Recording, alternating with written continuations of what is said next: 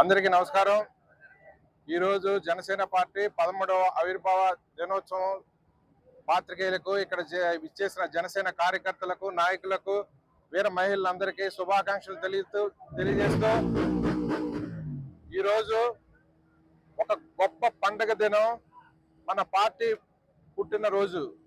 ఎందుకంటే గత 12 సంవత్సరాల నుండి 13వ సంవత్సరంలో మనం అడుగుపెట్టి ఎన్నో విజయాలు సాధించడం జరిగింది। పవన్ కళ్యాణ్ గారు హైదరాబాద్ లో అది హైటెక్ సిటీలో స్థాపించిన మార్చి 14వ తారీఖు 2014 పార్టీ స్థాపించి ఈ రోజు 12 సంవత్సరాలు అయింది। తర్వాత అంచెలంచెలుగా ఎదుగుతూ అటు ఉద్యమ సభ్యత్వంతో గాని ఇటు కార్యకర్తలు గాని అంచెలంచెలుగా ఎదుగుతూ దాదాపు గత సంవత్సరమే 13 లక్షల సభ్యత్వం నమోదు కార్యక్రమం చేపట్టాం। ఈ రోజు అంతగా డబుల్ అయ్యే అవకాశాలు కనిపిస్తున్నాయి। ఎందుకంటే జనసేన పార్టీ సిద్ధాంతాలు నచ్చి పవన్ కళ్యాణ్ గారి భావజాలాన్ని అందరూ అర్థం చేసుకొని పార్టీలో ఒక గొప్ప వ్యక్తిని మనం ఇన్నాళ్ళు కోల్పోయాం। ఈ రకంగా మనం పార్టీని ముందుకు తీసుకెళ్లి ఒక నాయకుడిని మనం ప్రజల్లో తీసుకొచ్చి జనసేన పార్టీ రానున్న రోజుల్లో రాష్ట్రంలో కానీ దేశంలో కానీ ఒక గొప్ప నాయకుడిని మనం ఎదిగించే రకంగా మనం ఆలోచించి ఆ రకంగా మనం ముందుకు తీసుకెళ్తున్నాం।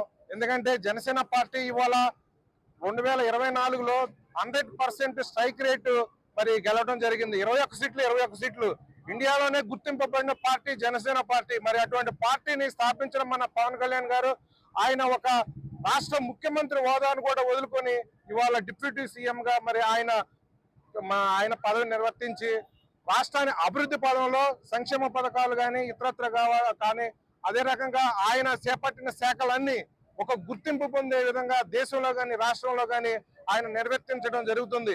ఈ రకంగా జనసేన పార్టీ అధ్యక్షులు వారు మరి రానున్న రోజుల్లో యువతకి అదే రకంగా భవిష్యత్తు కోసం మరి భావి తరాల భవిష్యత్తు కోసం పార్టీని ముందుకు తీసుకెళ్లే విధంగా మరి అన్ని రకాల ప్రణాళికలు రూపొందించి మరి జనసేన కార్యకర్తలని ఎంతో ఉత్తేజపరుస్తూ జనసేన పార్టీ ముందుకెళ్తూ మరి మేము కూడా రానున్న రోజుల్లో క్షేత్రస్థాయి స్థానిక ఎన్నికల్లో కూడా విజయం సాధించే విధంగా జనసేన పార్టీని స్థాపిస్తామని, అదే రకంగా ఈ రోజు నూజివేడు మరి కాలనీలో అజరాయిపేటలో మరి మన జనసేన పార్టీ దిమ్మ ఆవిష్కరించడం జరిగింది।